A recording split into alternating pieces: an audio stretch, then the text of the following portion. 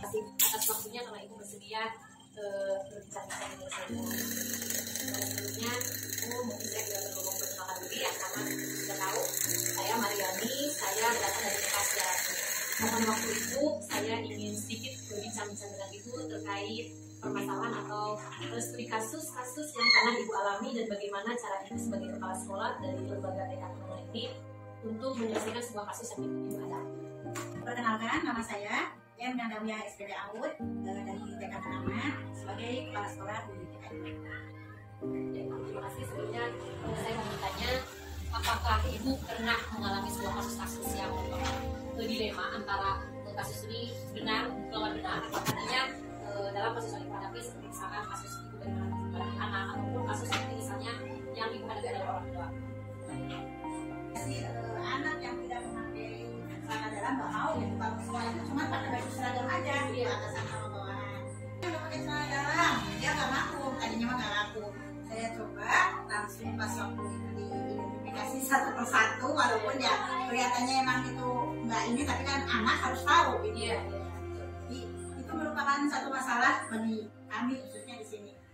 Apa yang menjadikan bahwa anak yang tidak mau menggunakan pakaian dalam itu sebagai suatu kasus yang bermasalah? Apakah memang itu juga salah termasuk pada kebiasaan yang perlu dilakukan atau Ya, itu sangat penting atau yang termasuk dalam kebiasaan anak. Karena kan kita tahu sendiri ya, anak TK itu melakukan fondasi ya, betul ya.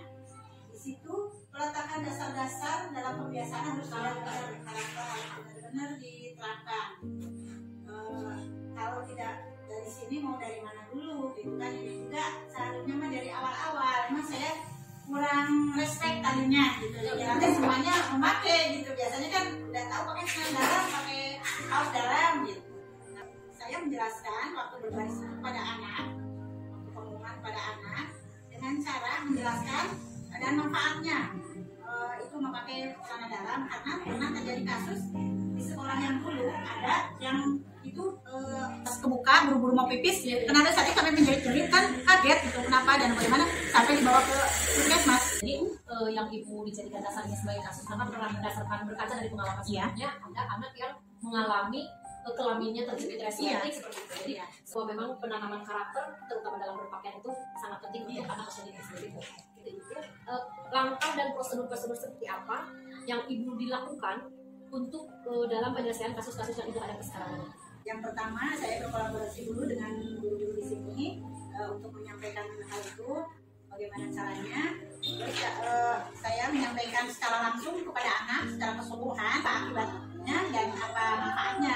Langkah yang kedua yaitu melalui informasi melalui WA group, memberikan informasi bahwa anak harus dibiasakan memakai celana dalam, dan istri juga kan, kalau istri itu harus memakai dalam kata dan harus belajar dari kecil maksudnya.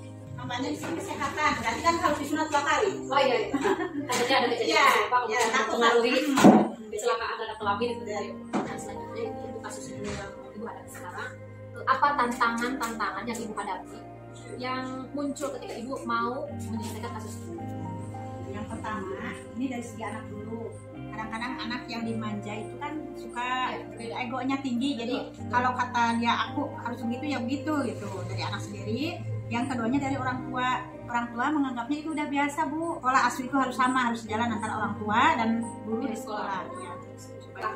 Tentang waktu misalkan yang ibu terapkan dalam penyelesaian sebuah kasus, misalkan ibu memerlukan waktu berapa lama untuk ibu memerlukan waktu dalam penyelesaian kasus ini? Insya Allah saya mau diuji cobanya 1 bulan ini. Ya. Tahapan yang akan dilakukan selama 1 bulan itu seperti apa?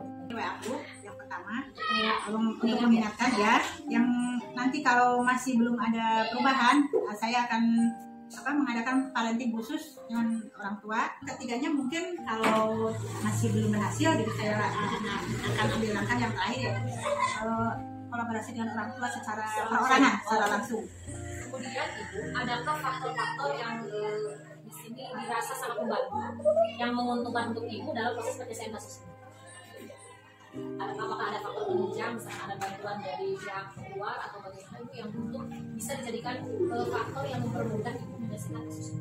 Misalkan pihak lembaga ibu sudah mengadakan MOU kerjasama, iya. udah punya MOU dengan masjid depan, itu ada ustaz-ustaznya untuk menerangkan supaya lebih jelas gitu. Jadi di sini MOU dengan Bapak Ustaz tersebut digunakan dalam penyelesaian kasus, misalnya bagaimana penerapan etika berpakaian Seperti itu yang ya. menutup aurat, khususnya jika kita Dalam umat syariat muslim. karena kita beragama umat Islam, jadi syariat berpakaian itu seperti apa bisa dijelaskan melalui bantuan dari Bapak Ustaz. Bisa simpulkan dari beberapa kasus yang di sini Ibu munculkan adalah kasus seorang anak yang tidak mau menggunakan pakaian dalam. Kemudian Ibu sebagai pihak kepala sekolah sudah memiliki langkah-langkah prosedur untuk penyelesaian kasus dengan penerapan waktu selama 1 bulan ini, mengadakan kolaborasi bersama orang tua, kemudian dalam ada program khusus parenting, kemudian ada pemberitahuan dan informasi di WA group seperti itu, kemudian memberikan pemahaman secara langsung terhadap anak, bantuan dari pihak luar seperti FOI bersama Ustadz, dirasa memang mampu menyelesaikan kasus yang dihadapi. Refleksi saya bahwa setelah mengadakan proses wawancara ini bersama Ibu Maryani, saya semakin yakin dalam pengambilan keputusan harus berfokus pada kepentingan anak berdasarkan berbagai kebijakan-kebijakan untuk kepentingan bersama.